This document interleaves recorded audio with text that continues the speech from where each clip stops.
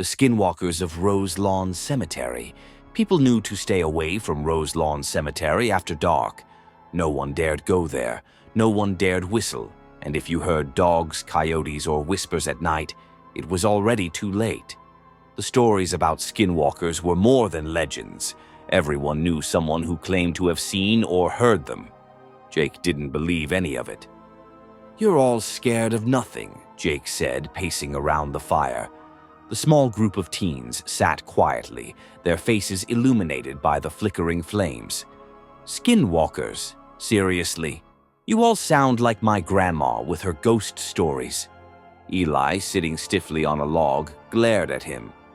"Laugh all you want, but my uncle heard them once. He told me the dogs started howling first, real weird, like they were in pain. Then he heard the voices, like someone calling his name. Said he never ran so fast in his life." Jake rolled his eyes. "Dogs howl all the time. You ever think your uncle just scared himself?" Eli didn't respond, but the unease on his face made it clear he didn't appreciate the joke. Jake grabbed his flashlight. "Fine, I'll prove there's nothing to it. I'll go check it out myself." "Don't," one of the girls said quietly. "It's not just about what you see. People who hear the whistles, they don't always come back the same." Jake ignored her, stepping into the darkness. Eli sighed, grabbing his own flashlight. "I'm not letting you get yourself killed alone." The farther they walked, the quieter the night became. The chirping of crickets faded, replaced by an eerie stillness that made Eli's skin crawl. "You scared yet?" Jake teased, shining his flashlight around. Eli didn't answer. His ears were straining to pick up any sound, and after a moment he heard it. A faint yipping in the distance. "Do you hear that?" he whispered. Jake stopped walking, frowning. The yipping grew louder, echoing through the trees.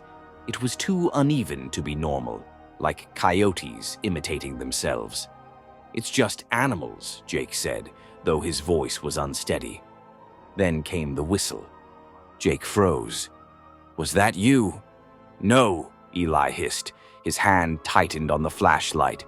The whistle came again, clearer this time, like someone was mocking them with a tune. The air felt heavier, pressing down on them, and then the whispers began. "Jake," a voice called, soft and distant. Jake's eyes widened.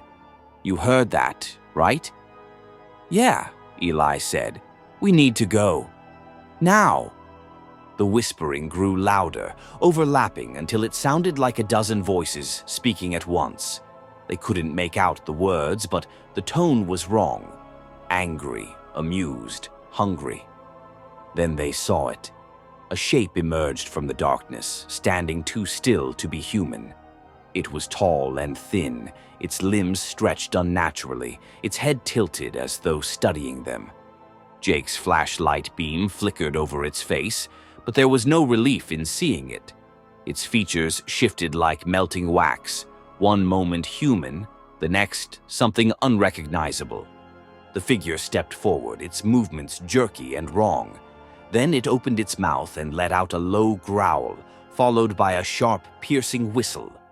Jake stumbled back. "What? What is that?" The figure didn't answer.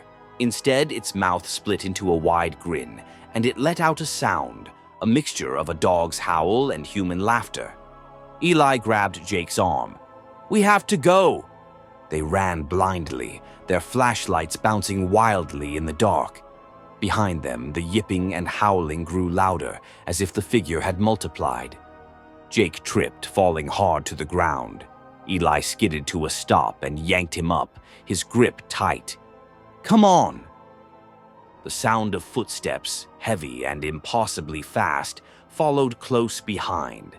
The voices were all around them now, whispering and laughing in tones that didn't sound human. They didn't stop running until they reached Eli's house, slamming the door shut and locking it behind them. For a moment, the only sound was their ragged breathing. "It didn't follow us," Jake said finally, leaning against the wall. Eli shook his head, pacing. "You don't know that. It doesn't just follow you, it gets in your head. Jake frowned. What does that even mean? Before Eli could answer, a faint whistle echoed outside the house. Jake's face went pale. No way! No way it's here! The whistle came again, louder this time, followed by the low growl of a dog. Then there was a knock at the door.